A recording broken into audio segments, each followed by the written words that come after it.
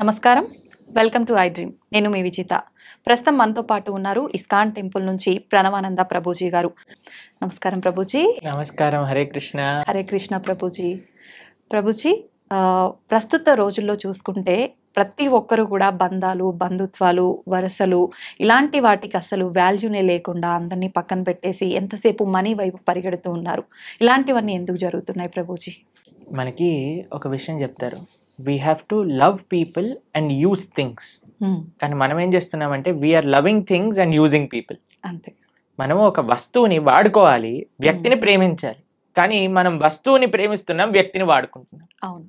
అలా ఆ దిశగా సమాజం నడుస్తూ ఉంటుంది అనమాట. మనకి ఎందుకు ఈ విధమైన ఒక భావన ఈ సమాజంలో ఇప్పుడు కలుగుతుంది అని అంటే, ఓవరాల్గా మనం దేనిపైన ముఖ్యత్వాన్ని ఇస్తున్నాం. చిన్నప్పటి నుంచి మీరు చూసారనుకోండి, పిల్లలకి ఏం చెప్తున్నాం మనం? బాగా చదువుకున్నానా, బాగా చదువుకుంటే మంచి డబ్బులు వస్తాయి. అంతే. అంతేనా? చిన్నప్పటి నుంచి మనం వాళ్ళకి ఇన్పుట్టే డబ్బులుంటేనే సుఖము అని మనం ఇస్తున్నప్పుడు ఎంతమంది పిల్లలు చెప్తారు, నాన్న నువ్వు బాగా చదువుకోవాలి, ఎందుకంటే బాగా చదువుకుంటే నీకు జ్ఞానం వస్తుంది, ఆ జ్ఞానంతో నీకు వినయం రావాలి. జ్ఞానము కేవలం నాలెడ్జ్ వరకే ఉండకూడదు, దాన్ని విజ్ఞానంగా మారాలి. విద్యా వినయేన శోభతే అని అంటారు. అయ్యా, నువ్వు జీవితంలో అంత సక్సెస్ఫుల్ అవ్వకపోయినా సరే నీకు మనోధైర్యం ఉండాలి, నువ్వేం చేస్తున్నా కరెక్ట్గా చేయాలి, ధర్మాన్ని పాటించాలి. అలా చెప్తున్నారా పిల్లలు? లేదు, చాలా తక్కువ మంది. కాబట్టి మొత్తం జీవితం అంతా కూడా మనీ సెంట్రిక్. డబ్బులు ఉంటేనే నువ్వు సుఖంగా ఉంటావు అని మనము అన్ని విధాలుగా అన్ని మాధ్యమాలలో ఇదే ఫీడింగ్ అయ్యేసరికి జనాలకు అనిపిస్తుంది నాకు వస్తువే ముఖ్యము, వ్యక్తి ముఖ్యం కాదు. కానీ వ్యక్తులు కూడా అలా తయారైపోతున్నారు కదా. ఇప్పుడు చూడండి, మీరు వస్తువులో సపోజ్ ఒక ఫోన్ అనుకోండి, మీరు ఇన్స్టాగ్రామ్ చూసారనుకోండి, అందరూ బ్రహ్మాండంగా నవ్వుతూ ఫోటోలు తీస్తూ సెల్ఫీలు తీస్తూ కనిపిస్తారు. కానీ నిజ జీవితంలో వాళ్ళంతా ఆనందంగా ఉన్నారా? లేదు, నటన. కాబట్టి ఫేస్, సోషల్ మీడియాలో ఉండే ఫేస్ వేరు, నిజ జీవితం వేరు. ఈ వ్యత్యాసాన్ని తెలియలేకపోతుంది కదా పిల్లలకి. ఇప్పుడు చిన్నప్పటి నుంచి మనం ఫోన్ అలవాటు చేసేస్తున్నాం, అక్కర్లేని సీరియళ్ళు, అక్కర్లేని సినిమాలు చూపించేస్తున్నాం, రాంగ్ ఎక్స్పోజర్స్. ప్లస్ వ్యక్తులలో కూడా ఒక మానవత్వం అనేది లోపిస్తూ ఉంటుంది. ఎందుకో తెలుసా అండి?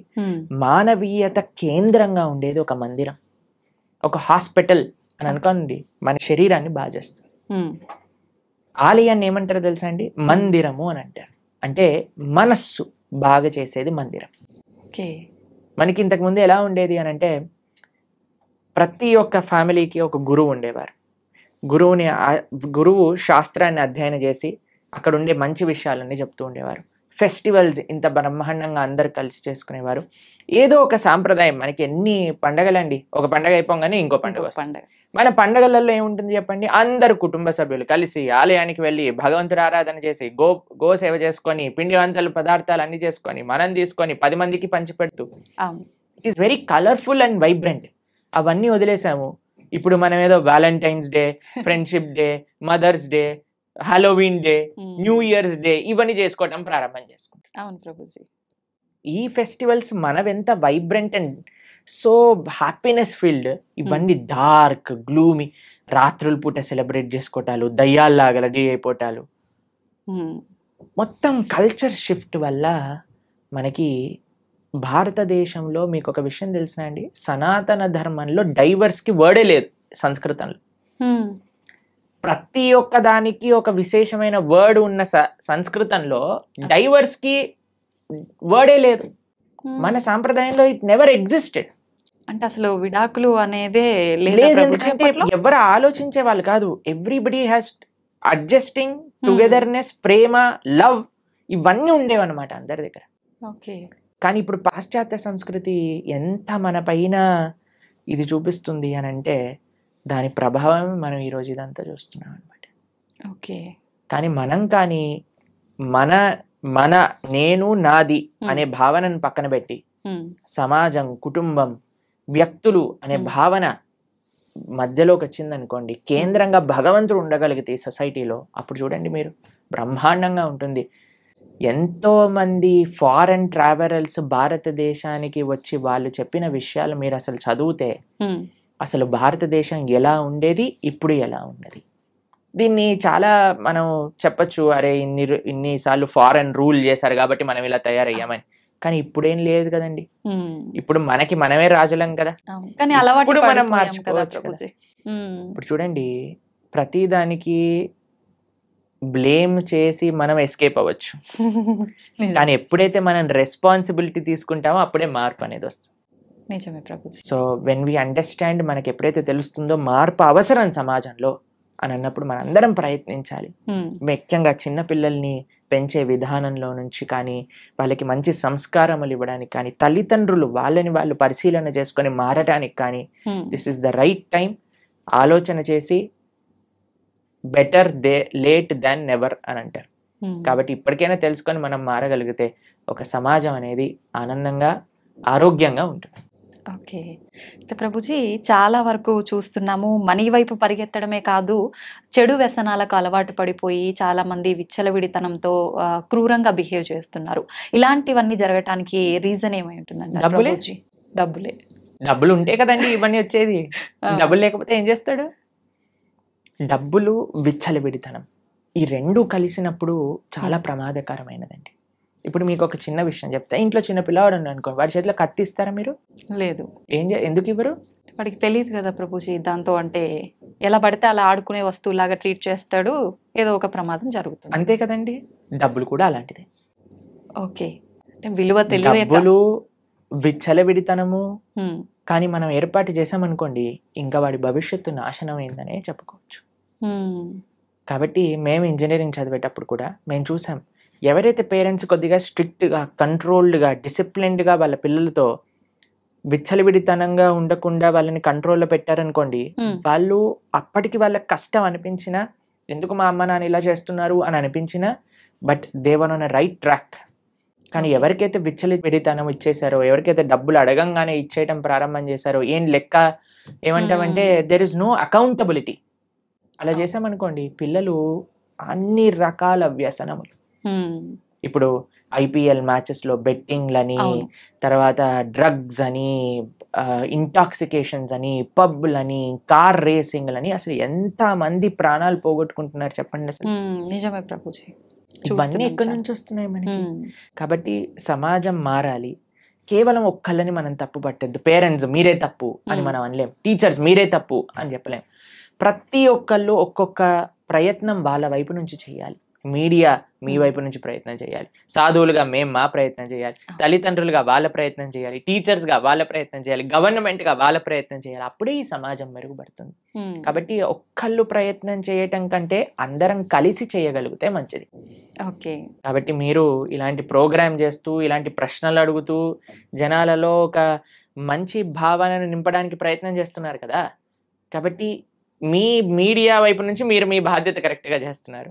అలా అందరూ కూడా వాళ్ళ వాళ్ళ బాధ్యతను సక్రమంగా నిర్వర్తిస్తే this world will be the beautiful place to live.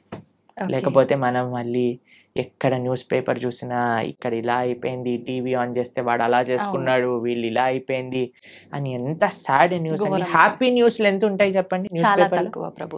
ఎందుకు అలా సమాజం తయారవుతుంది అని అంటే, ఒక్కొక్కళ్ళు వాళ్ళు నిర్వర్తించిన బాధ్యతలను కరెక్ట్గా చేయట్లేదు. ఎవ్రీబడి, ప్రతి ఒక్కళ్ళు కూడా నేను, నాది, నా సుఖము అని ఆలోచిస్తున్నారు. కాబట్టి దాన్ని పక్కన పెట్టి క్రమశిక్షణ, ధర్మం అనేది ఎప్పుడైతే ముందుకు వస్తుందో అప్పుడు సమాజం మొత్తం కూడా కరెక్ట్ అవుతుంది. ఓకే. అయితే ప్రభుజీ, మీరు ఇందాక అన్నారు, అంటే పేరెంట్స్ చిన్నప్పటి నుంచే పిల్లలతో స్ట్రిక్ట్గా ఉండుంటే అప్పటికి ఇబ్బంది అనిపించిన తర్వాత ఒక కరెక్ట్ వేలో వెళ్తారు అని చెప్పి. ఇప్పుడు జనరేషన్ పిల్లల్ని చూసుకుంటే పేరెంట్ అట్లా స్ట్రిక్ట్గా ఉంటే నా పేరెంట్స్ ఎప్పుడు ఇట్లానే చేస్తారు అని చెప్పి డిప్రెషన్లోకి వెళ్ళిపోయే వాళ్ళని కూడా చాలా మందిని చూస్తున్నాం కదా ప్రభుజీ. స్ట్రిక్ట్గా ఉండమని నేను చెప్పట్లేదండి, బ్యాలెన్స్డ్గా ఉండండి అని చెప్తున్నాను. ఓకే. స్ట్రిక్ట్నెస్కి బ్యాలెన్స్డ్గా ఉండడానికి చాలా వ్యత్యాసం ఉన్నది. ఇప్పుడు మనకి అదే చెప్తున్నాను, చిన్నప్పటి నుంచి మీరు వాడికి విచ్చలవిడితనాన్ని ఇచ్చేసి గారాబం చేసేసి సడన్గా ఒకరోజు నేను ఇప్పటి నుంచి స్ట్రిక్ట్గా ఉంటాను అని అంటే కుదరదండి. ఆ ట్రైనింగ్ పిల్లలకి, పేరెంటింగ్ అనేది చాలా ముఖ్యం. పేరెంటింగ్ అసలు ఒక పిల్లల్ని ఎలా పెంచాలి అని తల్లిదండ్రులు నేర్చుకోవాలి. లైక్ ఇప్పుడు మీకు ఒక విషయం చెప్తాను, ప్రీ మ్యారేజ్ కౌన్సిలింగ్స్ అని జరుగుతున్నాయి తెలుసా మీకు? అసలు పెళ్లి చేసుకునేది ఏంటి, దాని బాధ్యత ఏంటి, తర్వాత ఏమి ఇబ్బందులు వస్తాయి, దాన్ని ఎలా ఎదుర్కోవాలి అని పెళ్లికి ముందే నేర్పిస్తున్నారు. దీనికి రెడీయా అంటేనే పెళ్లి చేయాలి. నిజంగా నేను చెప్తున్నాను, ప్రీ మ్యారేజ్ కౌన్సిలింగ్స్ అనేది చాలా ముఖ్యం ఇప్పుడు. అలా ప్రీ మ్యారేజ్ కౌన్సిలింగ్ చేసి ఎలా అయితే పెళ్లి చేస్తున్నారో, దాని తర్వాత పిల్లల్ని పెంచే ముందు, పిల్లల్ని కనే ముందు పేరెంటింగ్ కూడా మనం నేర్చుకోవాలి. దాని తర్వాతనే ఒకళ్ళ బాధ్యత తీసుకోవాలి. శాస్త్రం కూడా అదే చెప్తుందండి. ఒకళ్ళని నువ్వు మంచి మార్గంలో పెట్టి వాళ్ళ జీవితాన్ని తరింపజేస్తాను అనే అంతవరకు నువ్వు తల్లిదండ్రులు అవ్వకూడదు అని చెప్తుంది. జననీన సస్యాత్ పితాన సస్యాత్ అని శాస్త్రం చెప్పింది. సో మనకేం తెలియకుండా పిల్లలు కనేసి వాళ్ళని ఏదో పనిచేస్తున్నాం కదా అని పెంచేసి వాళ్ళని ఒక చెడు మార్గంలో తీసుకెళ్తే అది మన తప్పు అవుతుందండి. కాబట్టి మనం మంచిగా శాస్త్రం ఏం చెప్తుంది, ధర్మం ఏం చెప్తుంది, అసలు ప్రతి దానికి everybody has their roles and responsibilities, అది మనం అర్థం చేసుకోవాలి. దాంట్లో పేరెంట్స్ కూడా వాళ్ళ కర్తవ్యాలు ఏంటి, పిల్లల్ని ఏ మార్గంలో పెంచాలి. నిన్న మేము వెళ్తూ ఉన్నప్పుడు మా ఒక చిన్న డాన్స్ స్టూడియో కనిపించింది అనమాట. అయితే అందులో చిన్న చిన్న పిల్లలు ఉన్నారు అండ్ వాళ్ళకి తెలుగు మూవీ సాంగ్స్ పైన డాన్స్ స్టెప్పులు నేర్పిస్తున్నారు అనమాట, చిన్న పిల్లలు. అది చూస్తే నాకు ఎంత బాధేసిందంటే, ఎంత వల్గర్ డాన్స్ స్టెప్స్ చిన్న పిల్లలకి.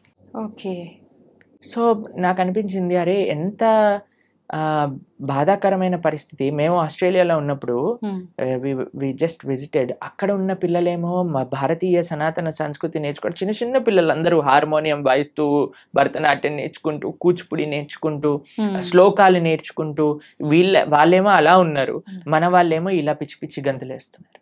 అవును గురూజీ, చాలా వరకు మనం మూవీస్లో మనం బయట కూడా చూస్తుంటాం. మీరు చెప్పినట్టుగా విదేశాలలో వాళ్ళు మన సంస్కృతి సాంప్రదాయాలను, కట్టుబడులను ఎక్కువగా అంటే ఇంట్రెస్ట్ చూపిస్తుంటారు. మీరు చెప్పిన ఎందుకంటారు గురూజీ? మన వాళ్ళేమో అన్నీ తెలిసి పక్కన పెట్టేస్తుంటారు. ఎందుకంటే మన వాళ్ళకి ఫ్యాషన్ ఎక్కువ కదా. మన వాళ్ళకి మేము ఇలా ఉంటేనే వీఆర్ ట్రెండింగ్ అని అనుకుంటారు. వాళ్ళకి అన్ని చూసారు, అవన్నీ ఆనందం ఇవ్వదని వాళ్ళకి తెలుసుకుంది కాబట్టి మన సనాతన ధర్మాన్ని ఆశ్రయిస్తున్నారు, మన కల్చర్ని ఆశ్రయిస్తున్నారు. వాళ్ళకి ఎలా కల్చర్ లేని వాళ్ళు ఎలా ఉంటారో వాళ్ళకి తెలుసు కాబట్టి. కానీ మనకి మాత్రం సగం సగం నాలెడ్జ్ ఉండేసరికి మనం మన సంస్కృతిని ఇదేదో ఓల్డ్ ఫ్యాషన్, ఎంత వల్గర్ గా ఉండగలిగితే, ఎంత ఇండీసెంట్ గా ఉండగలిగితే అది మనకి ఫ్యాషన్ అయిపోయింది. కానీ అది కాదండి. మీరు ఎవరినైనా చూడండి, డీసెన్సీ అండ్ డిసిప్లిన్ అది నిజమైన ఆర్నమెంట్ మన జీవితంలో. కాబట్టి ఆ డిసిప్లిన్ కావాలి, ఆ బ్యాలెన్స్ కావాలి, ఆ డీసెన్సీ కావాలి, ఆ రూటెడ్ ఇన్ ధర్మం కావాలి. అప్పుడు మనం అలా ఉండగలిగితేనే మనకి ఒక ధార్మిక చింతన అనేది మన లోపల స్టార్ట్ అవుతుంది. అప్పుడే మనం సుఖంగా ఉండగలుగుతాం జీవితంలో. ఎక్కువగా ఆధ్యాత్మిక మార్గంలో ఉండాలా ప్రభుజీ? మనం మంచి మార్గంలో వెళ్ళాలి అని అంటే ఆధ్యాత్మిక మార్గమే మంచి మార్గం, ఇంకో మంచి మార్గం లేదు. ఆధ్యాత్మికంగా ఉండగలిగితేనే మనం సుఖంగా సంతోషంగా ఉండగలుగుతాం. ఇది దేనికి there is no other way out. ఎందుకంటే స్పిరిచువాలిటీ మన మానవుడికి జీవనమే ఆధ్యాత్మికత. జీవేర స్వరూపహై కృష్ణేర నిత్యదాస్, మన యొక్క స్వరూపమే భగవంతుడి యొక్క దాసత్వం. అటువంటి సేవ, అటువంటి ఆధ్యాత్మిక కనెక్షన్స్ మనకి లేదనుకోండి, మనం ఎప్పటికీ ఆనందంగా ఉండలేము. ఎంత ప్రపంచం మారిపోయి. ఇప్పుడు మీకు చెప్తాను, మీకు ఒక ఎగ్జాంపుల్. ఆస్ట్రేలియాలో మొత్తం ఎడ్యుకేషన్ ఫ్రీ, మెడికల్ కూడా ఫ్రీ. ఎవరు ఏ రకమైన ట్రీట్మెంట్స్ అయినా, ఆపరేషన్స్ అయినా, మెడిసిన్స్ అయినా అన్ని ఫ్రీ. పెద్దవి చిన్నవి ఏవైనా పర్వాలేదు. అక్కడ ఎంత పద్ధతి అని అంటే, మీరు చూడండి, ఒక కార్ అక్కడ ఉందనుకోండి, ఆ కార్ నుంచి ఈ కార్కి ఇంత డిస్టెన్స్ ఉంటుంది, ఒక్కడ హార్న్ కొట్టాడు, వాతావరణం అంతా ప్రశాంతంగా ఉంటుంది, మొత్తం గ్రీనరీ కనిపిస్తుంది, ఎటువంటి ప్రాబ్లమ్స్ లేదు, అన్ని చాలా తక్కువ, క్రైమ్ రేట్ కూడా చాలా తక్కువ, అన్ని బ్రహ్మాండంగానే ఉన్నాయి. వాళ్ళు సంతోషంగా ఉండొచ్చు కదా. మీకు తెలుసా, అక్కడ ఉండే వాళ్ళ మెంటల్ హెల్త్ ప్రాబ్లమ్స్ 70% మందికి mental health problems, depression, anxiety ఇవన్నీ ఉన్నాయి. ఇప్పుడు మన భారతదేశంలో చూడండి, ఇప్పుడు నేను వస్తూ ఉంటే కొన్ని 1,00,000 హారన్లు వినుంటాను. అవును, ఒక కార్ ఆపాడంటే కార్ పైన ఎక్కటమే సరిపోదు, వాడు అంతే వెనక్కి వచ్చేస్తాడు మనకి. అంతే. ఇంత కయోటిక్ గా ఉన్నా, ఇంత ట్రాఫిక్ ఉన్నా, ఇన్ని కష్టాలున్నా, మన వాళ్ళు మాత్రం హాయిగా ఉంటారు. ఏం జరిగినా జరుగుతుంది. ట్రాఫిక్ ఉందనుకోండి, వాడు ఏదో పాటలు వింటూ ఉంటాడు. ఎవరైనా వెనకాల హార్న్ కొట్టని వాడే వేస్ట్ వేలో అనుకొని వీడేదో ముందుకెళ్ళిపోతూ ఉంటాడు. అంతే. అవునా కాదా చెప్పండి. కాబట్టి ఏంటి మీకు మరి మరి సమాజంలో అంత పద్ధతి, అంత డబ్బులు, అంత బాగున్నాయి దేశం, మరి అక్కడ అందరూ ఆనందంగా ఉండొచ్చు కదా, ఎందుకు వాళ్ళకి మెంటల్ హెల్త్ ప్రాబ్లమ్స్ అని అంటే కేవలం ఫెసిలిటీస్ మనకి ఆనందాన్ని ఇవ్వలేదు. ఓకే. కేవలం అన్ని బాగుంటే, అన్ని విద్య వైద్య అన్ని రంగాలు కూడా బ్రహ్మాండంగా ఉంటే మనకి సుఖ సంతోషాలు వస్తాయి అనేది పెద్ద అబద్ధం. మనం అదే భ్రమలో ఉన్నాం మనం. దానికోసమే మనం బ్రతుకుతున్నాం. క్వాలిటీ ఆఫ్ లివింగ్ పెంచుకుంటే ఏమవుతుందో అలా కాదండి. ఫస్ట్ క్వాలిటీ ఆఫ్ హార్ట్ పెంచుకోవాలి, క్వాలిటీ ఆఫ్ మైండ్ పెంచుకోవాలి. ఓకే. అది నేర్పించేదే ఆధ్యాత్మికత. ఆధ్యాత్మికత అంటే ఏంటండి? ది క్రక్స్ ఆఫ్ ఆధ్యాత్మికత. ఒకడు బాధలో ఉన్నాడంటే వాడి బాధని నీ బాధగా స్వీకరించు. ఒకడు ఆనందంలో ఉన్నాడు, ఎదుగుతున్నాడు అంటే వాడి ఆనందంలో నీ ఆనందాన్ని చూసుకో. కానీ ఇప్పుడు సమాజంలో ఎవడైనా ఎదుగుతున్నాడు అనుకోండి, కిందికి లాగేయాలి. ఎవరైనా బాధపడుతున్నాడు అనుకోండి, మంచి అయింది వీడికి. ఈ భావనలు ఎందుకు వచ్చేస్తున్నాయి?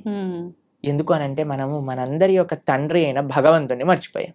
ఇప్పుడు చూడండి, అన్నతమ్ముళ్ళు ప్రేమతో ఉన్నారనుకోండి, ఆ ఇల్లు ఎంత బాగుంటుంది. ఎందుకు అని అంటే వాడికి తెలుసు, నువ్వు నా చెల్లివి, నువ్వు నా అన్నవి, నువ్వు నా తమ్ముడివి. ఎందుకు అని అంటే వాడు వాళ్ళ అమ్మా నాన్న దగ్గర నుంచి విన్నారు, అయ్యా నీ తమ్ముడురా, నీ అన్నయ్యరా, చెల్లిరా. అమ్మా నాన్నల పైన గౌరవం ఉందనుకోండి, అది తోబుట్టువుల పైన గౌరవం పట్ల మారుతూ ఉంటుంది. మనం ఏం చేస్తున్నాము అని అంటే all Indians are my brothers and sisters అనండి. All Indians are my brothers and sisters అన్నారు. బ్రదర్స్ అండ్ సిస్టర్స్ ఎప్పుడు అవుతారండి? ఒక తల్లికి పుట్టినప్పుడే కదా, ఒక తండ్రికి పుట్టినప్పుడే కదా. ఆ భగవంతుని మనం మర్చిపోతున్నాం. కానీ భగవంతుడి సెంటర్లోకి వచ్చారనుకోండి, all Indians are my brothers and sisters కాదు, అన్ని లివింగ్ ఎంటిటీస్ కూడా మన బ్రదర్స్ అండ్ సిస్టర్స్ అయిపోతారు. ఎవరిని మనం బాధ పెట్టాం, ఎవరిని మనం హానిపరచాలి అనుకోము, ఎవరు బాధపడుతున్నా మనం చూడలేకపోతాం, ఎవరికి ఎంత తోచినంత సహాయం మనం చేయగలుగుతాం. ఆ భావన ఆధ్యాత్మిక భావన మనకిస్తుంది. కాబట్టి ఆధ్యాత్మికత, spirituality is most necessary in this world. అది వస్తే ఇంకా ఎటువంటి భౌతికంగా అటు ఇటు ఉన్న వ్యవస్థ మనం కానీ ఆనందంగా ఉండగలుగుతాం, మనం కానీ సుఖంగా ఉండగలుగుతాం, మనం షెల్టర్డ్గా ఉండగలుగుతాం. ఓకే. ఇది లేకుండా బయట ఎన్ని మంచి విషయాలు ఉన్నా సరే మనసు మాత్రం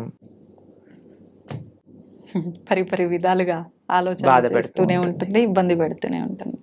ప్రభుజీ, ఎక్కువగా భగవంతుని నమ్మిన వాళ్ళకి, భగవంతునికి ఎక్కువ చేరువలో ఉన్న వాళ్ళకి ఇబ్బందులు వస్తాయని అంటుంటారు కదా ప్రభుజీ, మామూలుగా వింటూ ఉంటాము.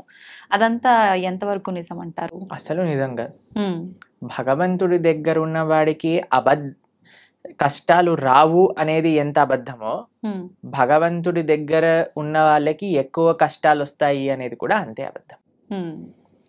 ఈ ప్రపంచంలో అందరికీ కష్టాలు సుఖాలు వచ్చి తీరుతాయి. ఇప్పుడు చూడండి, నేను చెప్పాను అనుకోండి, ఈ సంవత్సరం ఎండాకాలం లేదు, మీరు నమ్ముతారా? ఎలా సాధ్యపడుతుంది ప్రభుజీ? పడదు కదా. నేను చెప్పాను అనుకోండి, ఈ సంవత్సరం ఓన్లీ ఎండాకాలం ఉంటుంది, వర్షాకాలం ఉండదు, చలికాలం ఉండదు అని అంటే మీరేమంటారు? ఓ బాగుంది, చాలా బ్రహ్మాండంగా ఉంటుంది. వినటానికి బాగుంది, కానీ ఎలా జరుగుతుంది? అంతే కదా. అలా ఉండదు కదండి.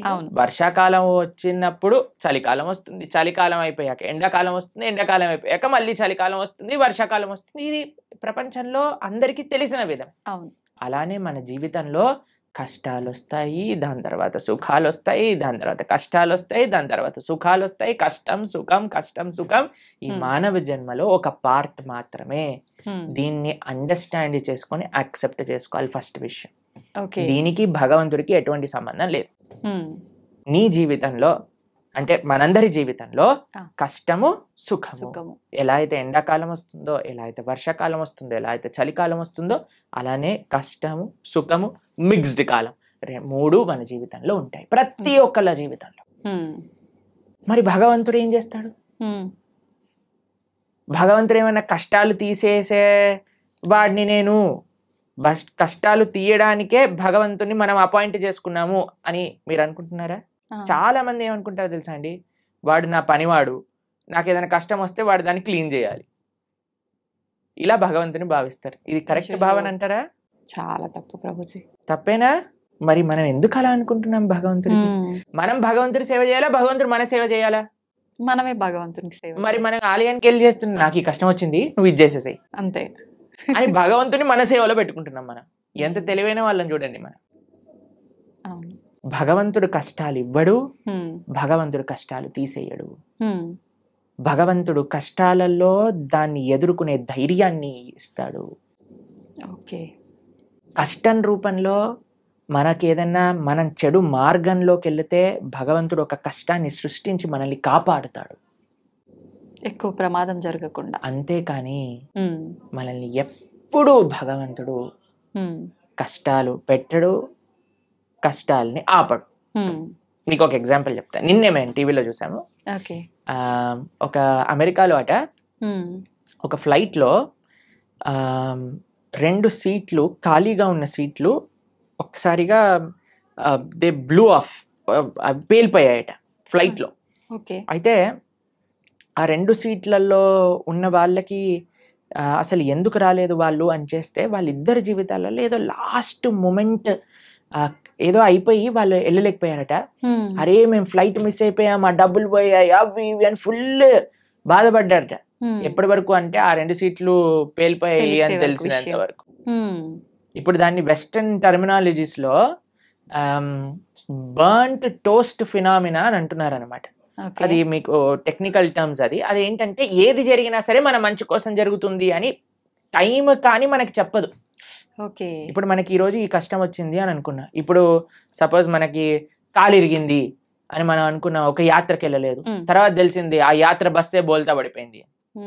ఇప్పుడు ఏం కాలు ఇరగటం బెటరా, బస్ నుంచి కింద పడిపోవటం బెటరా? కాలు ఇరగటమే బెటర్, అంతే కదండి. కాబట్టి మనకి ఈ రోజు దేవుడా నాకెందుకు అలా చేసావు, నాకెందుకు ఈ అన్యాయం చేసావు అని అంటే వెయిట్ చేయి స్వామి, నీకే తెలుస్తుంది దేవుడు నీకు అన్యాయం చేయలేదని. మనకు ఆ ఓపిక లేదంటే, ఓపిక లేదు, అర్థం చేసుకోగలిగే ఆలోచన లేదు. మనకేంటి వెంటనే అయిపోవాలి, ఇది నాకు ఇలా 2 minutes లో మ్యాగీ రెడీ అయిపోయింది, 2 minutes లో నాకు కష్టం ఎందుకు పోవట్లేదు అని మనం తయారైపోయినాం. దీనికి తగ్గట్టు చెప్పేవాళ్ళు కూడా మీరు ఇది చేసేయండి, ఈ కష్టం అలా పోతుంది, ఈ మంత్రం చెప్పండి అలా పోతుంది.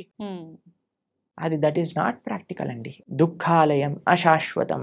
ఈ ప్రపంచంలో దుఃఖాలు వస్తాయి, దాన్ని ఎదుర్కొనే ధైర్యం కోసం భగవంతుని ఆశ్రయించు. రాముడిగా వచ్చాడు భగవంతుడు, రాముడికి కష్టాలు రాలేదా అండి? మీరు ఒకసారి రాముడి దగ్గరికి వెళ్ళి, రామా నాకు అసలు ఏ కష్టాలు రావద్దు జీవితంలో అంటే పాపం రాముడు ఏమనుకుంటాడండి, నేనే అన్ని కష్టాలు పడ్డాను, నువ్వు నాకే కష్టాలు వద్దు అని అడుగుతున్నావా నా దగ్గరకు వచ్చి అని కూడా చెప్పండి.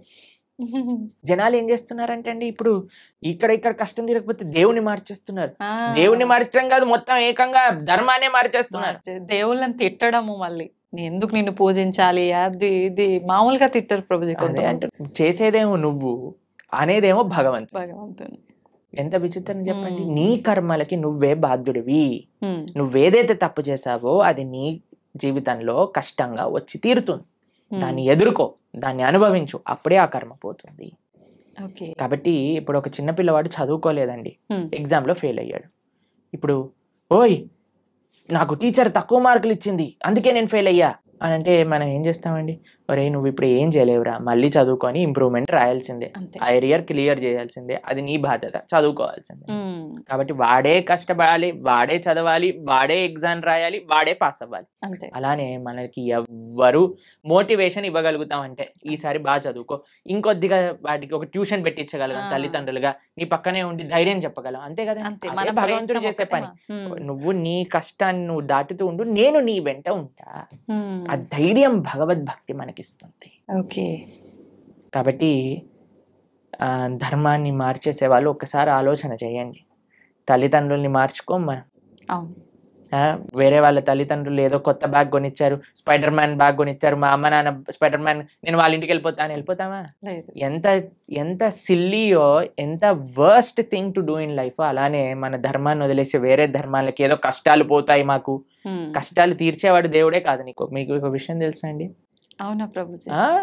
ఎవరైనా చెప్పారనుకోండి ఇది చాలా పవర్ఫుల్, మొత్తం కష్టాలని పోతాయి, అక్కడికి అస్సలు వెళ్ళకూడదు. ఎందుకని ప్రభుజీ? ఎందుకు అని అంటే ఇప్పుడు కష్టాలు పోయాయి అనుకోండి, మన కర్మ ఎప్పుడో ఒకసారి మన కర్మ అనుభవించాల్సిందే కదా. ఈ రోజు కాకపోతే రేపు తప్పదు. కాబట్టి నీ కష్టం ఈ రోజు మాయమైపోయింది అని అనుకోండి, ఈ రోజు మాయమైపోతుంది, రేపు వస్తుంది, దాన్ని నువ్వు తప్పించుకోలేవు. ఓకే. అంటే మనం చేసుకునే కొన్ని పుణ్య కార్యాల వల్ల మన పాపాలు తొలగిపోయే అవకాశం ఉంటుంది అని అంటారు కదా ప్రభుజీ. దాంట్లో భాగంగా పుణ్యము, మంచి పనులు పుణ్యాన్ని ఇస్తాయి, చెడు పనులు పాపాన్ని ఇస్తాయి. ఓకేనా? పుణ్యం సపరేట్ గా అనుభవించాలి, పాపం సపరేట్ గా అనుభవించాలి. పుణ్యం ఎక్కువ చేసేస్తే పాపాన్ని అది తొలగించదు. అర్థమైందా మీకు?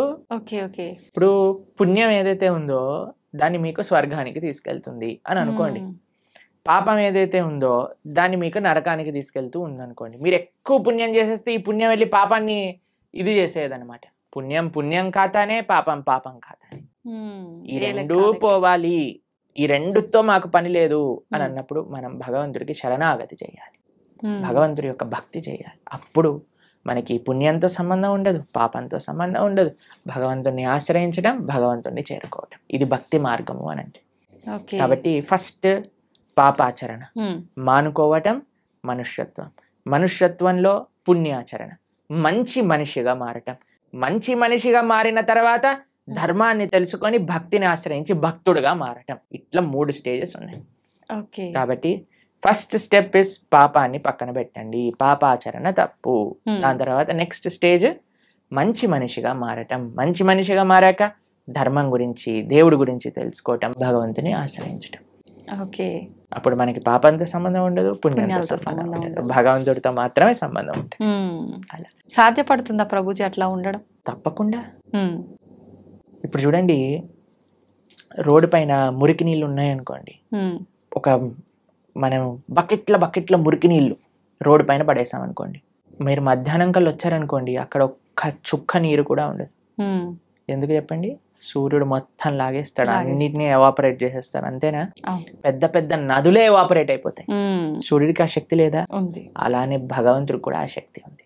భగవంతుడిని ఆశ్రయించినప్పుడు, భగవంతుడికి శరణాగతి, భగవంతుడు చెప్పిన మార్గాన్ని, అలా దేవుడి దగ్గరికి వెళ్ళి 10 రూపాయల టికెట్ ఇచ్చి, అయ్యా నీకు అర్చన చేయించేసా, నా పాపాన్ని తీసేసాయి, ఇలా బిజినెస్ ట్రాన్సాక్షన్ కాదండి.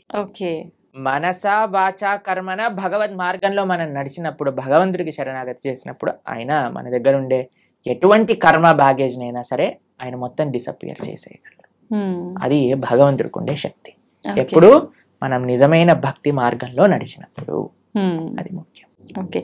హడావిడి హంగామాలు ఆర్భాటాలు చేస్తుంటారు మామూలుగా భగవంతుడి విషయంలో వచ్చేసరికి, అవన్నీ కాకుండా మనస్ఫూర్తిగా మనం దైవ మార్గంలో ఉండాలి. హంగామా, హడావిడి, ఆర్భాటం ఎందుకు చేయకూడదు? చేయొచ్చా గురుగారు? ఎందుకు చేయకూడదు అని అడుగుతున్నాను.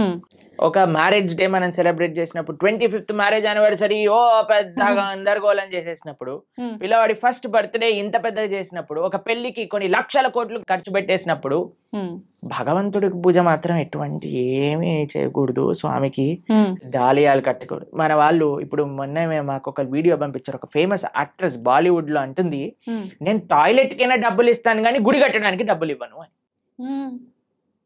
ఎందుకు అంత?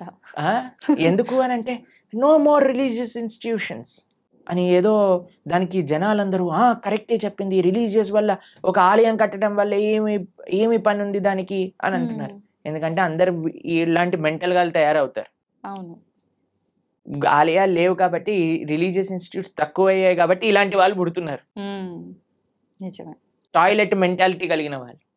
అదే ఆలయానికి ఇచ్చుంటే, భగవంతుడికి ఇచ్చుంటే మంచి మనస్తత్వం ఉన్న వాళ్ళు పుట్టేవారు. ఇలాంటి వాళ్ళని ప్రపంచంలో ఎవరు గుర్తుండరండి. ఒక 10-15 ఏళ్ల తర్వాత ఎవరిని దే విల్ నాట్ రిమెంబర్. కానీ మనం ఇప్పటికీ గుర్తు పెట్టుకునేది ఎవరిని అని అంటే, శివాజీ మహారాజ్ లాంటి రాజులని, ఎవరైతే ధర్మం కోసం కాపాడారు, దేశం కోసం ప్రయత్నం చేశారు, దేశం కోసం, దైవం కోసం, సమాజం కోసం. ఇటువంటి భావనలే రావట్లేదండి జనాలకి ఈ మధ్య. మొత్తం ఫ్యాషన్ అయిపోయింది. భగవంతుడి యొక్క ఆలయం రామ మందిరం కట్టడానికంటే ఎందుకు ఇన్ని వేల కోట్లు, అందరినీ పేద ప్రజలకు పంచేయచ్చు కదా. ఎన్ని రోజులు పంచుతావు అనేది ప్రశ్న. ఈ రోజు నువ్వు అన్నం పెట్టగలవా, రేపు పెట్టగలవా, ఎల్లుండి పెట్టగలవా, ఆకలి తీరుతుందా? కానీ భగవద్ ఆలయం ఏం చేస్తుంది అంటే మనసుని మారుస్తుంది, ఒక మంచి ప్రేరణనిస్తుంది. ఒక ఆలయం దేన్ని విషయాలకి కేంద్రం చూడండి మీరు. ఒకటి ఆర్ట్, కల్చర్, ట్రెడిషన్, హెరిటేజ్, ఎన్నిటిని నిలుపుకుంటుంది రామమందిరం. ఒక మందిరం మీరు చూసారంటే ఎన్ని వ్యవస్థలు, పూలు అమ్ముకునే వాళ్ళకి మందిరం, ఒక ఫార్మింగ్ చేసే వాళ్ళకి మందిరం, ఒక ఆర్ట్స్ నేర్చుకునే వాళ్ళకి మందిరం, భగవంతుని ఆశ్రయించిన వాళ్ళకి మందిరం, ఒక మనసులో ఒక ఉత్సాహం, ఒక నమ్మకం, ఒక విశ్వాసం, ఒక ధైర్యం కావాలంటే గుడికి వెళ్తామండి. మీరు మీ జీవితంలో ఎప్పుడైనా వెళ్ళారా అలా? అందరం వెళ్ళే ఉంటాం కదా. ధైర్యం కావాలి. భగవంతుడా మేము ఈ కష్టంలో ఉన్నాం, ఒక ధైర్యం నింపుకోవడానికి భగవంతుడి దగ్గరికి వెళ్ళి చెప్పుకుంటాం మనం. ఎక్కడికి వెళ్తాం ధైర్యం కావాలంటే చెప్పండి. అసలు ఈ ప్రపంచంలో ఎక్కడైనా ఏ ప్రదేశం ఉందా ధైర్యం కోసం వెళ్ళడానికి? మీరు థియేటర్కి వెళ్తే ధైర్యం వస్తుందా? లేదు. పార్క్కి వెళ్తే ధైర్యం వస్తుందా? లేదు. షాపింగ్ మాల్కి వెళ్తే ధైర్యం వస్తుందా? భగవంతుడి దగ్గరికి వెళ్తే ధైర్యం వస్తుంది. ఆ నమ్మకం, ఆ విశ్వాసం, ఆ పట్టుదల. ఏదో ఒక ఇన్స్టిట్యూషన్ మన కల్చర్ని, మన ఆర్ట్ని, మన ట్రెడిషన్ని, మన సాంప్రదాయాన్ని నేర్పించే ఇన్స్టిట్యూషనే మందిరం. కాబట్టి మనకి వీ వాంట్ ఎవ్రీథింగ్. ఎప్పుడైనా మీరు హైదరాబాద్ లో ఈ 5 స్టార్ హోటల్ కట్టబోతున్నారు, వాడిని అడిగారండి, ఎందుకు 5 స్టార్ హోటల్ కడుతున్నావు? నీ పక్క నుండి స్లమ్ లో అన్ని డబ్బులు బంచేసాయి, 1 స్టార్ హోటల్ కట్టి సరిపోతుంది అని మనం ప్రశ్నిస్తామండి? లేదు. ఎందుకు?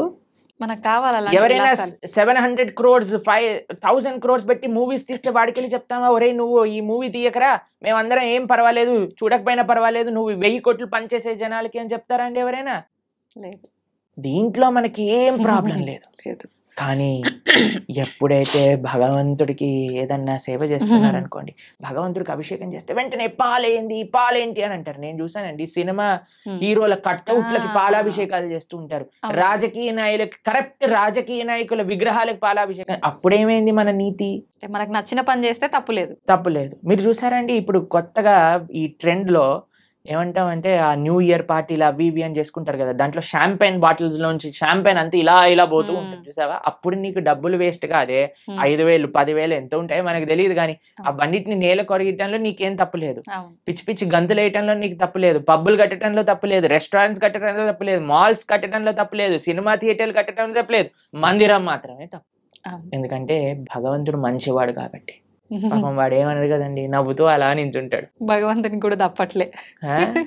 భగవంతుడిని ప్రేమతో ఉండే వాళ్ళ దగ్గర ఆయన ఉంటారండి, అది వేరే విషయం. ఆయన ఏం ఎక్స్పెక్ట్ చేయట్లేదు మనం ఇంత పెద్ద గుడి కడతాం అంత కట్టు, అది మన కృతజ్ఞత. కాబట్టి జనాలు అందులో ఆర్భాటాలు వద్దు అని కేవలం భక్తిలో అనుకుంటే తప్పు. లేదండి మాకు మా జీవనమే సరళం, మేమే ఒక మ్యారేజ్ డే వచ్చింది అనుకోండి, ఆలయానికి వెళ్ళి దండం పెట్టుకుంటాం. అలానే భగవంతుడి యొక్క ఉత్సవం వచ్చిన ఆలయానికి వెళ్దాం. లేదండి మేము మ్యారేజ్ డే మాత్రం ఒక 2-3 లక్షలతో చేస్తాము, కానీ కృష్ణాష్టమికి మాత్రం 100 రూపాయలు ఖర్చు పెడతాం. అది తప్పు. ఇక్కడ ఇక్కడ చూపించే వ్యక్తిత్వం గురించి మాట్లాడుకోవట్లేదండి. కేవలం నేను చూపించడానికే పూజ చేస్తా అనటం తప్పు. కానీ భగవంతుడికి ప్రేమతో నేను ఇంత గొప్పగా చేసుకోగలుగుతాను అని అనుకోవటంలో తప్పేమీ లేదు. చేసుకోవచ్చు, కానీ మన హృదయంలో ఆ భక్తి, ఆ ప్రేమ అనేది ఉండాలి. ఓకే, ఏమంటారు మీరు? నిజమే ప్రభుజీ, ఉండాల్సిందే. చాలా తక్కువ మందిలో ప్రభుజీ రాను ఇంకా అంటే ఎక్కువ ఆధ్యాత్మిక మార్గంలో భగవంతునికి దగ్గరగా ఉండాలంటే ఎక్కువ అంటే ఏమంటారు సెంటిమెంట్లు, కండిషన్లు ఎక్కువ ఉండాల్సిందేనేమో అని చెప్పి లిమిట్ లో అని అందరు జనాల్ని ఒక మబ్బలో పెట్టేశారు. కానీ మీరు మనందరం కలిసి ఇంకా ప్రజలలో ఆ చైతన్యాన్ని తీసుకొని రావాలి. అవును, భక్తి అంటే కేవలం sentiments, rules, regulations, conditions, impositions కాదు. భక్తి అంటే ఎంతో సరళమైన, సున్నితమైన, ఆనందకరమైన, ఉత్సాహకరమైన, మనశ్శాంతిని ఇచ్చే ఒక ప్రాసెస్ అని మనందరం కలిసి జనాలకి చెప్పినప్పుడు అప్పుడు మాత్రమే వాళ్ళు నిజమైన భక్తి అంటే ఏంటో అర్థం చేసుకోగలిగే స్థితిలోకి వస్తారు. నిజమే ప్రభుజీ. ఇంకా ఇంటర్వ్యూస్ చేయాలి ఇలా. తప్పకుండా చేద్దాం ప్రభుజీ, మార్పు మనతోటే మొదలు పెడదాం. ఓకే, అయితే ప్రభుజీ నేటి అల్ట్రా మోడర్న్ జనరేషన్ వాళ్ళకి కృష్ణతత్వాన్ని అనుసరించాల్సిన ఆవశ్యకత ఎంతవరకు ఉంది ప్రభుజీ? ఏ జనరేషన్ వాళ్ళకైనా కృష్ణుని, భగవంతుణ్ణి అనుసరించాల్సిన అవసరం ఉన్నది. ఎలా అయితే మనకి ఓషన్ లో ఉండే బోట్స్ కి మీరు లైట్ హౌస్ అని ఉంటుంది తెలుసు కదా, అక్కడ నుంచి లైట్ వస్తుంది. ఆ లైట్ ని చూస్తే వాళ్ళకి ఎక్కడికి వెళ్ళాలి అనే విషయం అర్థం అవుతుంది. లేకపోతే ఎక్కడ నేల ఉంది, ఎక్కడ మనం దాటచ్చు ఈ సముద్రాన్ని అనేది తెలియదు. ఇప్పుడు మనందరికి ఒక లైట్ హౌస్ లాంటి వాడు అన్నమాట. భగవంతుడు, భక్తి, గురువు, శాస్త్రము ఇవన్నీ ఒక లైట్ హౌస్ లాంటివి. మనందరం ఈ సంసారంలో బోట్ సముద్రంలో చూసారండి, ఎలా ఇలా పైకి ఇటు ఊపుతుంది అటు ఊపుతుంది, సామాన్లన్నీ కింద పడిపోతూ ఉంటాయి. అలా మన పరిస్థితి కూడా అలానే ఉంది. మానసికంగా, వ్యక్తిగతంగా, ఎమోషనల్, ఫిజికల్, మెంటల్ అన్ని స్టేట్ లో వీఆర్ ఆల్ డిస్టర్బ్డ్. కానీ ఎప్పుడైతే ఆ లైట్ హౌస్ మనకు కనిపిస్తుందో, భగవత్ తత్వము అనేది ఏదైతే మనం తెలుసుకుంటామో, అప్పుడు మనకి హోప్ ఉంటుంది జీవితంలో. ఇక్కడ ఒడ్డు ఉన్నది, ఇక్కడికి వెళ్తే మేము సురక్షితంగా ఈ సముద్రం నుంచి బయట పడగలుగుతాము అని. కాబట్టి ఏ అల్ట్రా మోర్డన్ అయినా, ఎటువంటి వాళ్ళైనా సరే, అందరికీ శరణు భగవంతుడు. కాబట్టి ఎప్పుడైతే ఆ కేంద్రం మనకి ఉందో జీవితంలో, మంచి ధర్మం, సమాజ సేవ, దేశ సేవ, భగవత్ సేవ అనే కేంద్రం వైపు ఎప్పుడైతే మనందరం నడుస్తామో, అప్పుడు ప్రతి ఒక్కళ్ళలో ఆధ్యాత్మికత, ఆ ఆనంద భావన అనేది కలుగుతుంది. కానీ ఇప్పుడు ప్రస్తుత సమాజంలో మోర్డన్, అల్ట్రా మోర్డన్ అన్నారు కదా మీరు, ఎంత అల్ట్రా మోర్డన్ అయితే అంత అల్ట్రా ప్రాబ్లమ్స్ వస్తున్నాయి. ఇది నిజం ప్రభుజీ. ఎప్పుడైనా మీరు డిప్రెషన్ అనేది విన్నారా అండి? మేమైతే మా టైంలో డిప్రెషన్ ఏంటి, మెంటల్ హెల్త్ ఇష్యూస్ ఏంటి, ఈ సైకాలజిస్ట్, సైకియాట్రిస్ట్ దగ్గర 3,000, 4,000 రూపాయలు వారానికి ఖర్చు పెడుతున్నారు ఇప్పుడు చిన్న యూత్ లో ఉండే పిల్లలకి. చిన్న చిన్న పిల్లల డిప్రెషన్. ఇప్పుడు ఎవరికి తెలియదు అసలు ఈ మెంటల్ హెల్త్ ప్రాబ్లమ్స్ ఏంటి అనేది, ఎప్పుడు వినలేదు. ఒకళ్ళు చెప్పారు, ప్రభుజీ మేము వెళ్ళి మా అమ్మకి చెప్పాను నాకు డిప్రెషన్ ఉందంటే, నువ్వు పారాసెటమాల్ వేసుకో తగ్గిపోతుంది అని చెప్పిందట వాళ్ళ అమ్మ. ఎందుకంటే పాపం తెలియదు కదా ఎవరికి మెంటల్ హెల్త్ అంటే ఏంటి, డిప్రెషన్ అంటే ఏంటి అని. అలాంటిది భారతదేశం ఎంత మీరు అల్ట్రా మోడర్న్, సూపర్ మోడర్న్ అవుతుంటే అంత మనకి mental health problems, physical health problems. ఇప్పుడు చూడండి, ఎవరిని అడిగినా సరే నాకు ఇవి, నాకు అవి అని చెప్తున్నారు. ఇంతకు ముందు అలా మీరు చూసారండి మీ వయసులో? ఎప్పుడైనా మీరు ఎప్పుడైనా మెంటల్ హెల్త్ విన్నారా మీ చిన్నప్పుడు? మేము డిప్రెషన్ లో ఉన్నామండి, స్ట్రెస్ లో ఉన్నామండి, యాంగ్జైటీలో ఉన్నామని ఎప్పుడైనా విన్నారా మీరు? అలాంటి పదాలు ఎందుకు? మీరు అల్ట్రా మోడర్న్ సొసైటీలో లేరు కాబట్టి. ఇప్పుడు ఎందుకు వినాల్సి వస్తుంది? అల్ట్రా మోడర్న్ సొసైటీ తయారైంది కాబట్టి. కాబట్టి ఎంత మనం మన సంస్కృతిలో మన ఫౌండేషన్, ఇప్పుడు చూడండి, ఫౌండేషన్ స్ట్రాంగ్ ఉంటే బిల్డింగ్ ఉంటుంది. ఫౌండేషన్ వీక్ ఉంది అనుకోండి, బిల్డింగ్ కదిలిపోతుంది. మనకి ఇప్పుడు ఫౌండేషన్ వీక్ ఉంది. పెద్ద పెద్ద స్కై స్క్రేపర్ బిల్డింగ్లు కట్టేస్తున్నాం, కానీ ఫౌండేషన్ లేదు కదా, ఎప్పుడు కూలిపోతుందో తెలియదు. ఫౌండేషన్ ఏంటి? అదే ఆధ్యాత్మికత. మీరు ఎంత పెద్ద బిల్డింగ్ కట్టుతున్నారు అన్న దాంతో మీరు అల్ట్రా మోడర్న్ అవ్వండి, సూపర్ అల్ట్రా మోడర్న్ అవ్వండి, super super super duper ultra modern అవ్వండి, నో ప్రాబ్లం. కానీ నీ ఫౌండేషన్ ని చూసుకో, బేస్ ఎలా ఉంది. బేస్ కానీ ఆధ్యాత్మికత కానీ ఉంటే మీరు ఎంత పెద్ద బిల్డింగ్ కట్టినా అది స్ట్రాంగ్ గా ఉంటుంది. కాబట్టి we are concerned about the foundation. We are not concerned about what you are doing. కానీ ఏ భావనతో చేస్తున్నాము, దేన్ని ఫౌండేషన్ చేసుకొని మన జీవితంలో ఎదుగుతున్నాము అనేది మనకి ముఖ్యం. ఇప్పుడు అంటే మాట్లాడుకోవడం వరకు బాగానే ఉంటుంది ప్రభుజీ, చెప్తాము, వింటారు, వదిలేస్తారు. నిజంగా మనం ఆధ్యాత్మిక మార్గంలోకి తీసుకురాగలమంటారా ఈ ప్రస్తుతం ఉన్న సమాజంని? తప్పకుండా.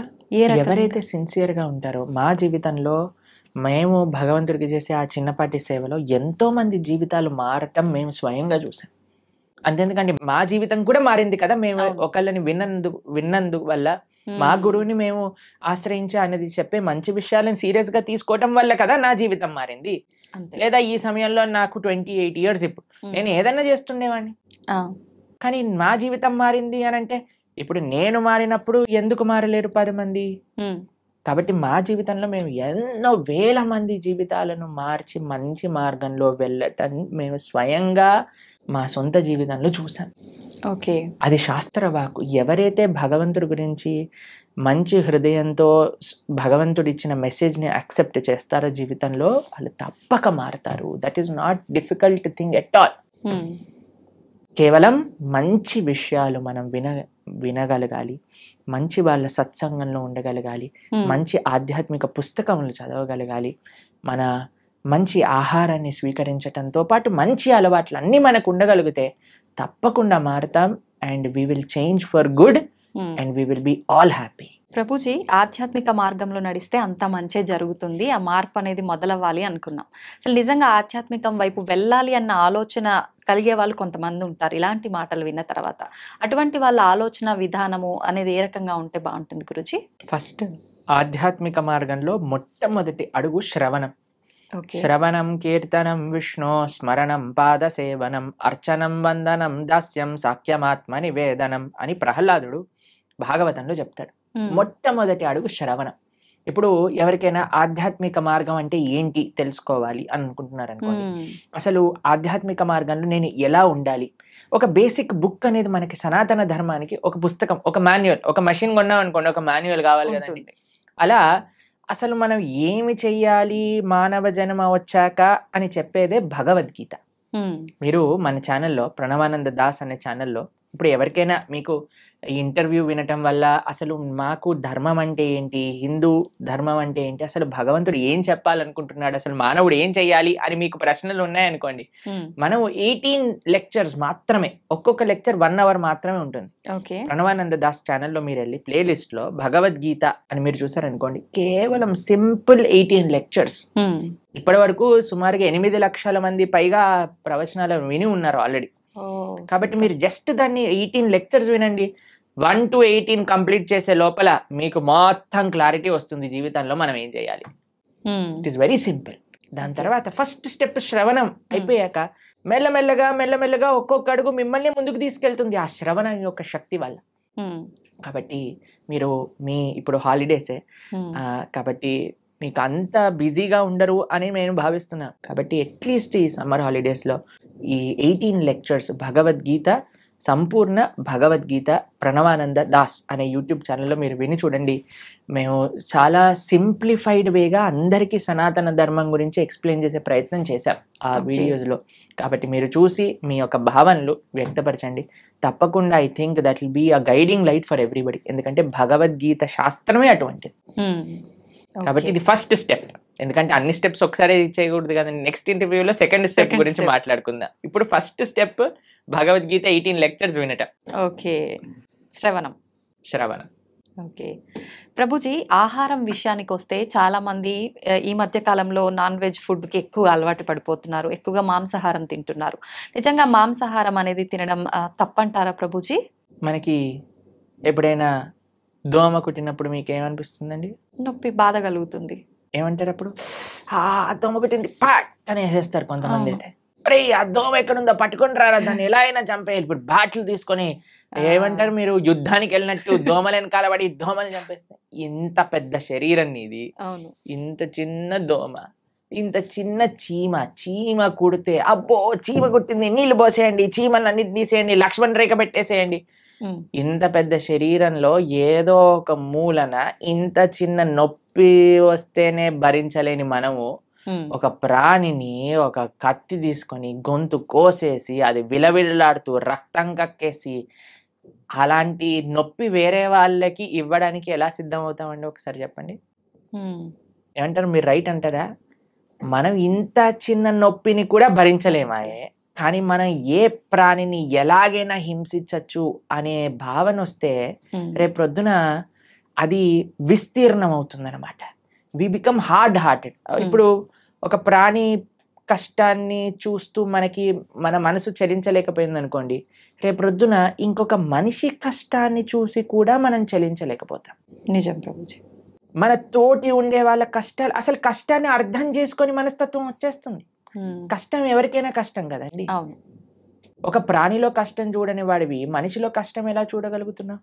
మనిషిలో కష్టాన్ని చూసిన వాడివి ప్రాణిలో కష్టాన్ని ఎందుకు చూడలేకపోతున్నావు? మనిషికి ఒక జీవుడికి ఏంటి డిఫరెన్స్ చెప్పండి? వాళ్ళకి ఫ్యామిలీ లేదా? వాళ్ళకి పిల్లల పైన ప్రేమ లేదా?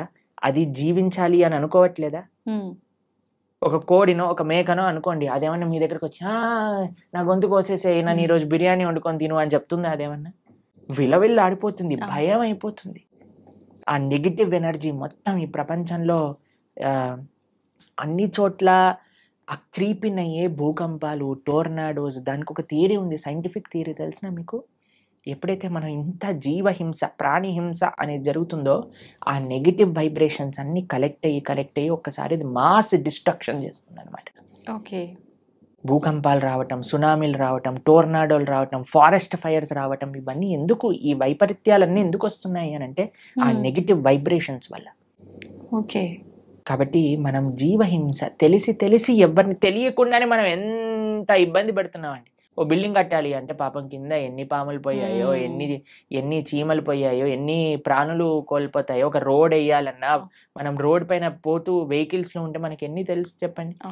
తెలిసి తెలియక ఎన్ని చేస్తున్నాం మనం. వెజిటేషన్స్ గ్రో చేస్తుంటే ఎన్ని పోతాయో క్రాప్స్లలో, తెలియకుండానే మనం ఇంత జీవహింస చేస్తున్నాం. ఇంకా తెలిసి తెలిసి చేస్తే ఎలా చెప్పండి. కాబట్టి ఒక్కటి గుర్తుపెట్టుకోండి, మన శాస్త్రం చెప్తుంది మాంసహ అంటారు, మాంసం అని అంటారు కదండి. అంటే నేను రేపు నీలాగా అవుతాను. మాంసహ, ఈరోజు నేను నిన్ను చంపుతున్నాను, రేపటి రోజున నువ్వు నన్ను చంపుతావు. అది ఎగ్జాక్ట్ డెఫినేషన్ ఆఫ్ మాంసం. ఈరోజు మనం ఏ జీవినైతే ఎంత బాధ పెడుతున్నామో అదే బాధ 100 రెట్లై మనం అనుభవించాల్సి వస్తుంది, లేదా మన ముందు మనకు కావాల్సిన వాళ్ళు అనుభవిస్తారు. కాబట్టి మనం అది ఒక ఎన్వైరన్మెంటల్ పర్స్పెక్టివ్గా చూసినా, ఇప్పుడు మ్యాక్సిమం 60% ఆఫ్ వెజిటేషన్ మొత్తం కూడా ఈ ఫార్మ్లో ఉండే యానిమల్స్కి తినిపించడంలో పోతుంది. అదే కానీ మనం ఇప్పుడు చూడండి, ఇప్పుడు ఇండియాలో మనం వెజిటేరియనిజం గురించి మాట్లాడితే ఎలా అంటున్నారు, వెజిటేరియన్స్ ఎట్లా అవుతారు, అది ఇది ఇది ఇది ఇది దీనికి విరుద్ధం, దానికి విరుద్ధం, ఇది మా ఫ్యామిలీకి విరుద్ధం, ఇది మాకు ఇది విరుద్ధం అని పెద్ద యుద్ధాలకు వచ్చేస్తున్నారు. ఫారినర్స్ అందరు వీగన్ కల్చర్ విన్నారా మీరు ఎప్పుడైనా? వీగనిజం అని పెరిగిపోతుంది అక్కడ. ప్లాంట్ బేస్డ్ డయట్, యానిమల్ ఉన్న దాన్ని వాళ్ళు టచ్ చేయరనమాట, దాన్ని వీగన్ అని అంటారు. మొత్తం మీరు చూస్తే, మేము ఆస్ట్రేలియా మెల్బోర్న్ లో ఒక వీగన్ స్ట్రీట్ అని ఉంది, మొత్తం స్ట్రీట్ అంతా వీగన్ రెస్టారెంట్స్ అక్కడ. అమెరికాలో అన్ని చోట్ల ఇప్పుడు వీగనిజం పెరిగిపోయింది.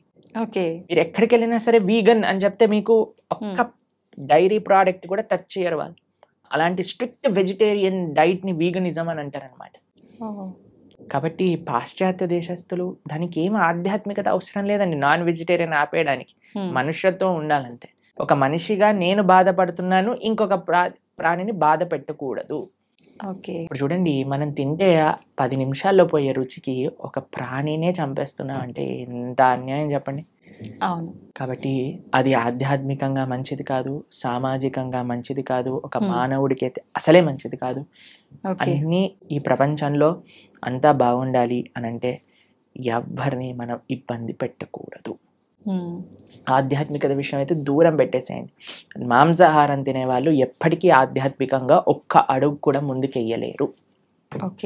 ఇది సత్యం. కానీ this is far beyond to understand. కానీ ఫస్ట్ మనిషిగా ఆలోచిద్దాం, ఒక ప్రాణిగా ఆలోచిద్దాం. కాబట్టి భగవంతుడు అందరినీ సృష్టించినప్పుడు ఆయన అందరి పిత కదా. మీరు ఒక 3 తమ్ముళ్ళు అన్నయ్యలు ఉన్నారనుకోండి, ఒకరిని ప్రేమించి ఒకరిని చెంపమైన లాగి పెట్టారనుకోండి, వాళ్ళ అమ్మ ఏమంటారు, ఒరేయ్ వాడేం చేశాడు రా నిన్ను అంటే, ఏం లేదమ్మా నాకు వీడిని ప్రేమిస్తున్నాను కదా వాడిని కొడతాను. ఒప్పుకుంటారా వాళ్ళ అమ్మ? అలానే భగవంతుడు ఎలా ఒప్పుకుంటాడండి? నువ్వు మనిషిని మాత్రమే ప్రేమించి మిగతా జీవులందరినీ కూడా హింసిస్తూ ఉంటే. నిన్నే మేము ఒక పోస్ట్ చూసాము ఇంటర్నెట్ లో, అందులో ఉంది ఒక shark kills 11 people in an year. ఒక షార్క్ ఒక 10-11 మంది మనుషుల్ని చంపేస్తుందట, తినేస్తుందట సంవత్సరంలో. ఒక ప్రదేశంలో జస్ట్ ఒక స్టాటిస్టిక్స్ చెప్తున్నారు అనమాట. కానీ ఒక మనిషి 11,000 షార్క్ ని గంటలో చంపేస్తాడట తినడానికి, దాని లెదర్ కోసం అని. ఎంత అన్యాయం చెప్పండి. కాబట్టి మనం ఈ అన్యాయాన్ని ఎంతగా ఆపగలిగితే, అందరం ఎంత సాత్వికంగా, ఎంత హింస ఫ్రీగా ఉండగలిగితే మన ప్రపంచం అంత బాగుంటుంది. మీకు ఇంకొక విషయం చెప్తాను. మేము ఒక బుక్ చదివాను, దాన్ని how to live to be 100 అని అంటారు. 100 సంవత్సరాలు బ్రతుకుండాలంటే సీక్రెట్. అందులో ప్రపంచంలో 100 సంవత్సరాలు పూర్తిగా బ్రతికిన ప్రదేశాల్లో హైయెస్ట్ మెంబర్స్ ఎక్కడైతే ఉన్నారో అక్కడ రీసెర్చ్ చేసి ఆ పుస్తకం రాశారనమాట. అందులో తేలింది ఏంటి అని అంటే, these are all animal products free. మాంసం అనేది వాళ్ళు స్వీకరించలేదు. ఇప్పుడు ఏ డాక్టర్ దగ్గరికైనా మీరు వెళ్ళి అడగండి, ఏదైనా మనకి ఇంత చిన్న జబ్బు రోగం జనం వచ్చింది అనుకోండి, ఫస్ట్ నాన్ వెజిటేరియన్ మానేయి అని చెప్తారట. కాబట్టి that is not natural for us. ఇప్పుడు చూడండి, కార్నివోరస్ హర్బివోరస్ అని మనం వినే ఉంటాం. కార్నివోరస్ అంటే మాంసాన్ని తినేవి, హర్బివోరస్ అంటే చెట్లు తినేవి. మనవి మన బాడీ మన నోటి నుంచి ప్రారంభం చేసుకొని మన డైజెస్టివ్ సిస్టమ్ మొత్తం కూడా హర్బివోరస్ యానిమల్స్ లానే ఉంటుంది, కార్నివోరస్ యానిమల్స్ లా. తర్వాత కొంతమంది అంటారు, మనకి ఈ 2 కూరలు ఉన్నాయి కదా ఇక్కడ, అంటే కూరలుంటే నువ్వు పచ్చి మాంసాన్ని పట్టుకొని తినొచ్చు కదా, కానీ వండుకొని ఎందుకు తింటున్నావు నువ్వు? కార్నివోరస్ యానిమల్స్ అయితే అవి పచ్చి మాంసాన్ని పట్టుకొని వేటాడి తింటాయి.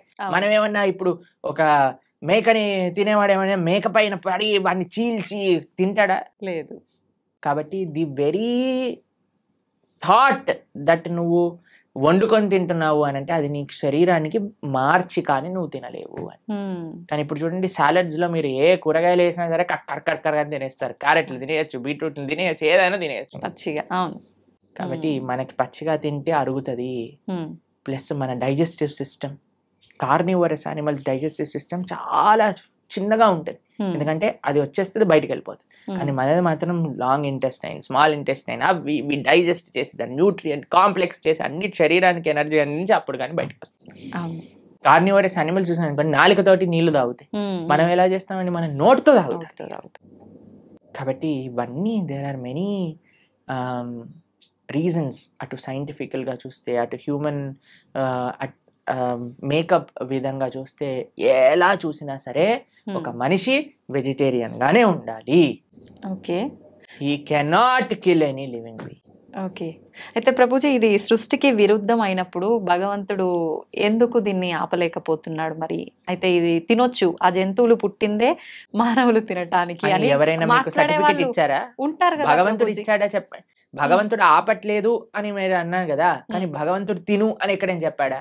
లేదు. ఏదైనా ఇప్పుడు ఒక మేక పుట్టాక ఇది వీడు తినడానికి అని దానిపైన స్టాంప్ వేసి ఆయన పంపించాడా మనకి? లేదు కదా. ఎందుకు?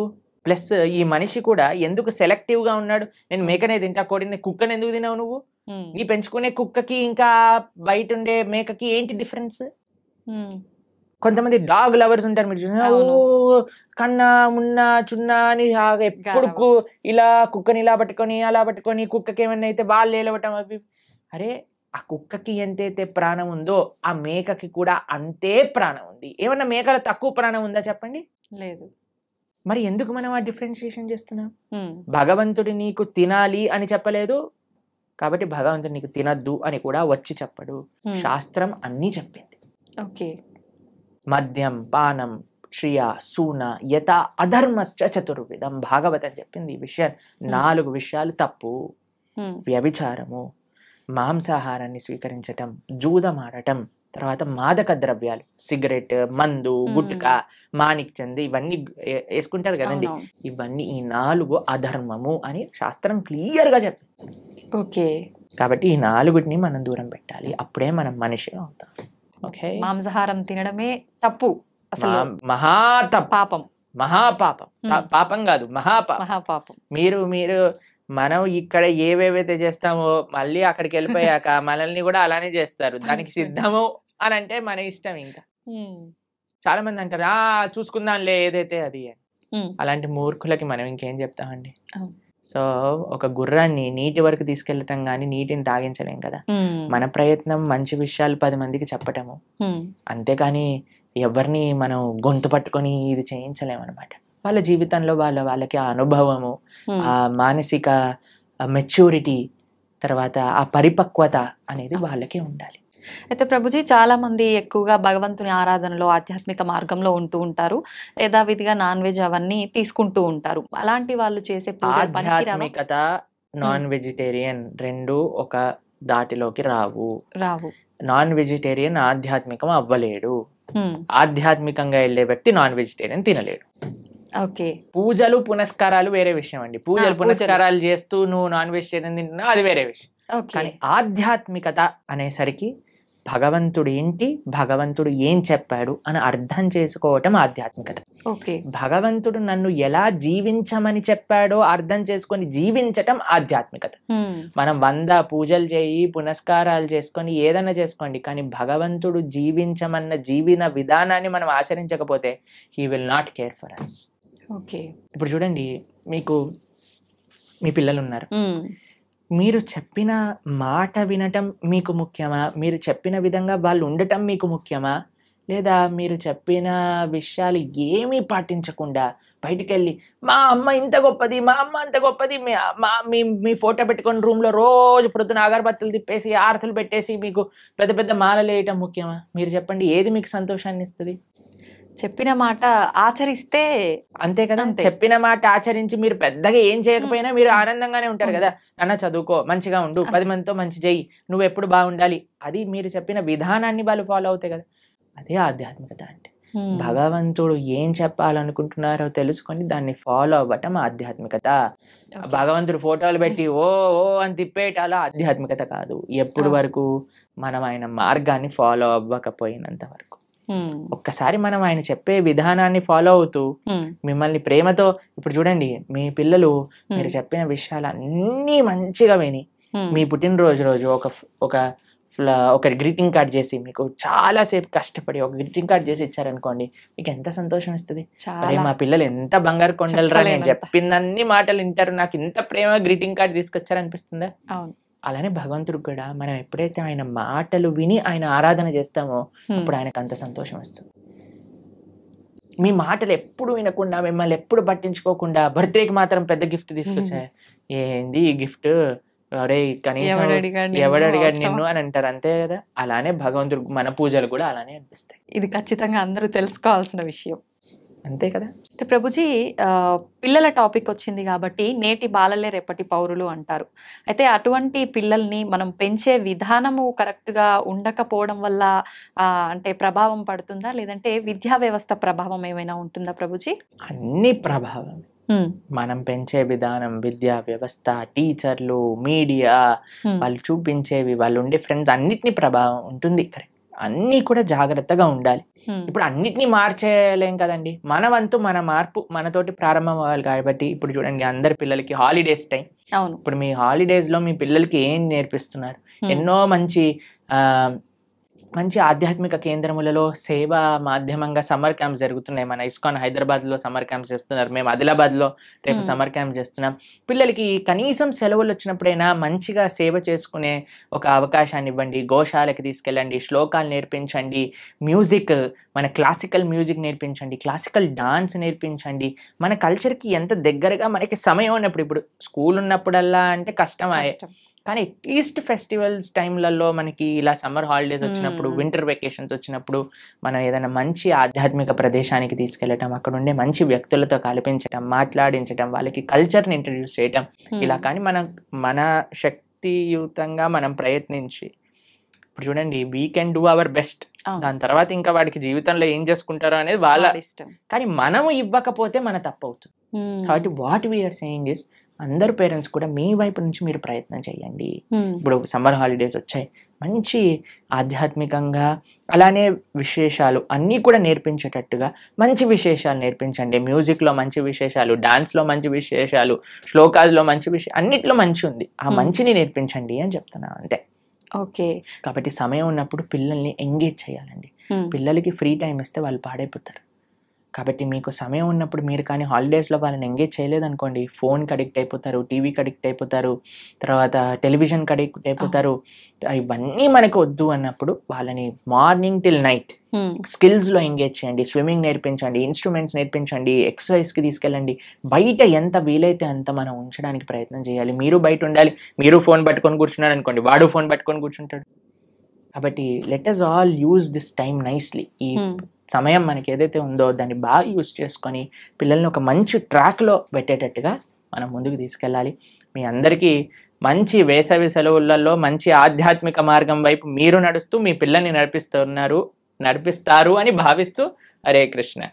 Thank you Prabhuji. నిజంగా మీరు చెప్పినవన్నీ వింటుంటే నిజంగా ఇదంతా నిజమే కదా, ఎందుకు ఎక్కడ మిస్ అవుతున్నాం అందరం ఇవన్నీ పాటించడంలో అనిపిస్తోంది ప్రభుజీ.